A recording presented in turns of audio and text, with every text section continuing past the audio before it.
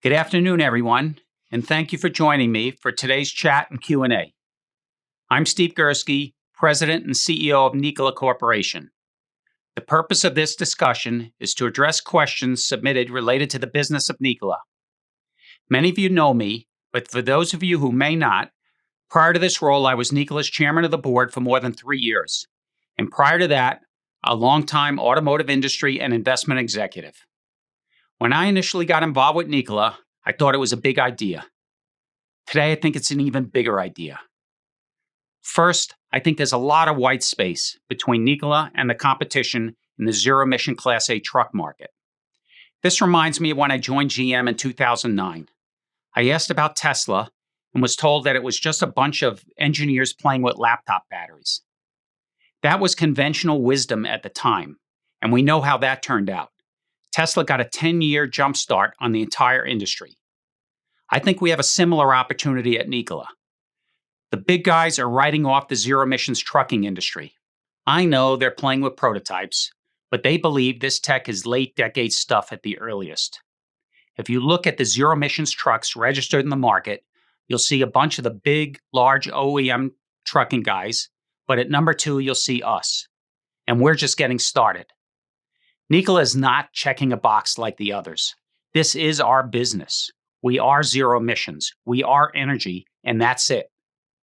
The second piece of the big idea is the cradle to grave, the ability to capture downstream revenue. At GM, when we sold a car, we generate, say, $40,000 in revenue for it. But that car would generate another $200,000 or more over its lifetime. It would be sold as used a few times, it'd be serviced, it'd be fueled, it'd be financed, it'd be insured.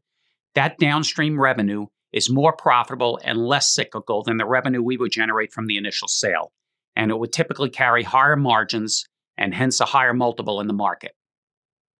We provide the customer a complete zero-emission solution and a return on their and hence your investment. I've been Nikola's President and CEO for about 6 weeks at this point, and I must tell you it's been the most incredible working experience in my career. The passion and drive of the team here is nothing short of inspiring, and the never-give-up spirit is truly infectious. Just in the past few weeks, our hydrogen fuel cell electric truck has begun serial production and is undergoing final testing before deliveries commence. Our Gamma hydrogen fuel cell electric trucks are logging serious miles. Last week, one of those trucks ran more than 900 miles in a day. This was quite an accomplishment, and I defy anyone to find another zero-emission vehicle truck anywhere that can run up to 900 miles in a day. Customer fuel cell demos have started this week, including one with Biaggi Brothers, using our hydrogen mobile fueling site in Ontario, California, to keep the trucks moving. We also have more customer demos coming throughout the next few months. The hydrogen highway is on its way. We have strengthened our financial position. We recently raised $125 million and have improved our cash position through reduced cash burn, which we believe will give us the capital to get through the fuel cell launch and well into next year. We've also added a new board member, John Vesco, who has decades of proven leadership in the transportation and supply chain industries. We're headed in the right direction, as everything the company set out to do years ago is expected to come together in the fourth quarter of this year. Our customers, dealers, and shareholders are excited. But there are challenges that we need to address, including our voluntary recall of our battery electric trucks. Since June, there have been several thermal incidents with our battery electric trucks. As you know, we issued a voluntary recall within 24 hours once the preliminary findings of the investigation were received, and recommended courses of actions were outlined to protect our customers and dealers and keep as many trucks as possible in operation. Our engineering and safety teams are working around the clock to ensure the safety of our trucks and the public, and we are taking further precautions by deploying teams to our active fleets to physically monitor the trucks in service. We have not encountered any concerns with those trucks that are in operation, and we remain focused on maintaining ongoing communications with our customers and dealers to make sure they all have their questions answered and that they are confident in our trucks and satisfied with their performance. We're taking all precautions, and our team is currently arranging to get the trucks to our Coolidge, Arizona manufacturing facility. We believe this will allow repairs to be made in the most efficient manner under the direct supervision of the Nikola team. It's a setback, but we're in it for the long haul. We proved the skeptics wrong who said we couldn't engineer a truck, couldn't build a truck, and couldn't sell a truck, and we're not planning on stopping anytime soon. The marketplace is ready for our products.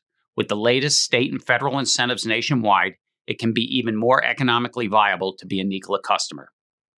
One of the latest examples is the innovative small e-fleet program in California, which allows for vouchers of more than $240,000 on our battery electric truck and $360,000 on our hydrogen fuel cell truck.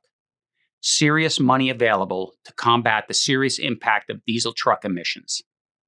Since the program opened at the end of August, there's been a strong customer demand for our trucks, seen by applications filed through our dealers within the last few weeks. We are launching the Hydrogen Highway with more trucks, mobile fuelers, and customers running zero emissions freight.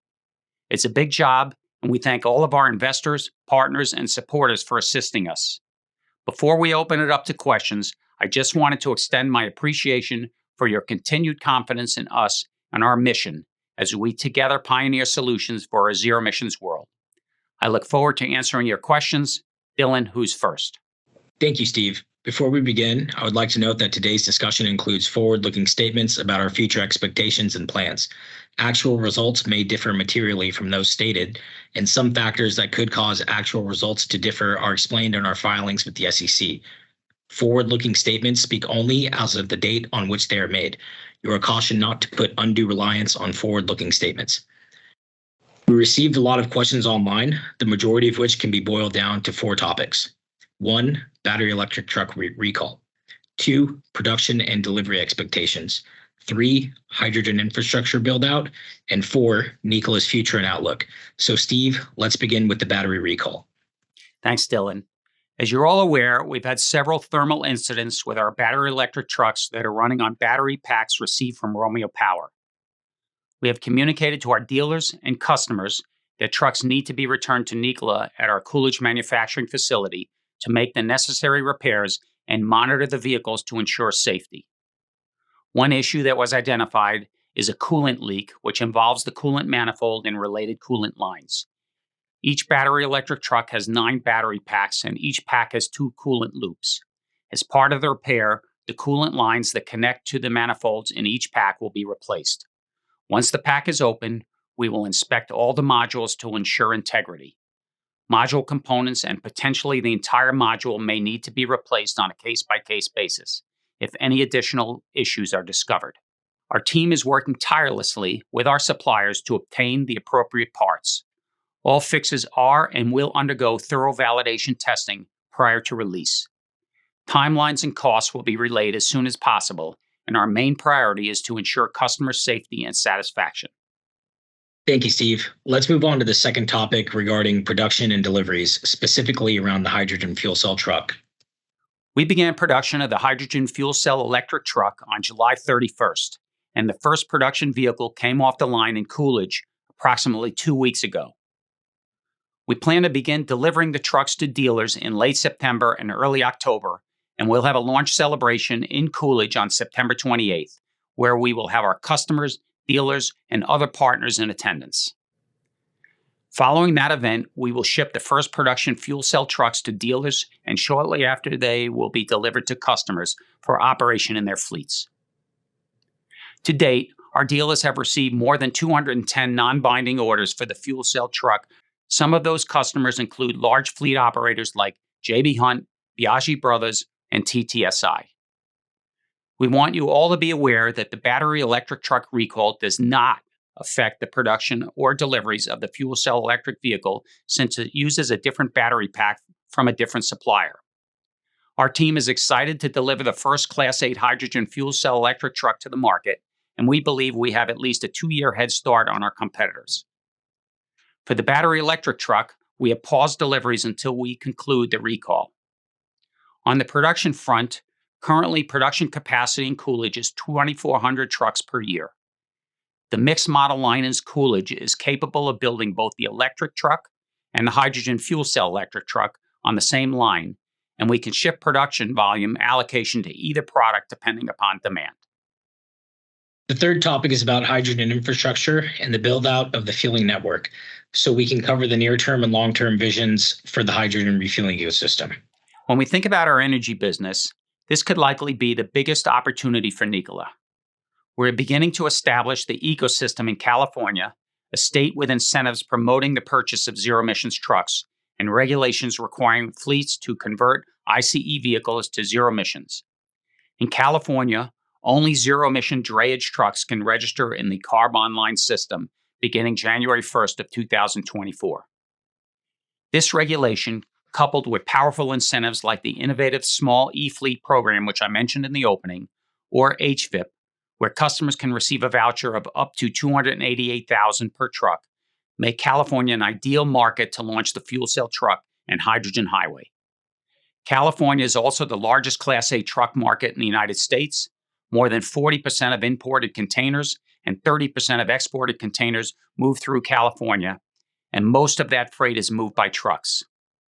We plan on deploying fueling solutions along some of the most highly traveled trucking corridors in California, along Interstates 5 and 10, linking routes between Northern and Southern California and Arizona. Right now, in California, customers can receive up to $360,000 per truck with current incentives. This is a huge benefit and makes the acquisition cost of a hydrogen fuel cell truck comparable with a diesel Class 8 day cab without the pollution. This year, we expect to deploy at least 9 hydrogen mobile fuelers at several locations throughout the state of California to enable hydrogen fuel cell truck operations. The mobile fuelers are a great resource, allowing us to provide immediate fueling solutions and penetrate new markets quickly. We believe they will play a critical role in the build-out of the hydrogen highway as truck network density is built and permanent refueling infrastructure is brought online. In addition to fueling solutions, we're also securing supply to support customer operations. We have negotiated supply for up to 130 metric tons per day with Linde, Plug, and Biotech, and are negotiating an offtake agreement with FFI for up to 30 metric tons per day from the planned Phoenix Hydrogen Hub. We view this as a huge opportunity, which enables a first-mover advantage with our fuel cell truck and hydrogen refueling business. Thank you, Steve. And the last topic from investors was, what is the outlook for Nikola and what can they expect in the future given the current challenges we have faced? The team at Nikola is highly motivated and focused on delivering on our commitments. We're working to accomplish something no one has ever done before, so challenges are to be expected. What I can say is I'm amazed at the resilience and commitment that our employees show every day. In the short term, we're focused on executing on the battery electric truck recall and producing and delivering the hydrogen fuel cell electric trucks to dealers and end customers, and ensuring we have adequate fueling solutions to support customer operations. We feel that we're well prepared to handle fuel cell deliveries and fueling this year, and have promising plans and partnerships in the works to support further deliveries in 2024.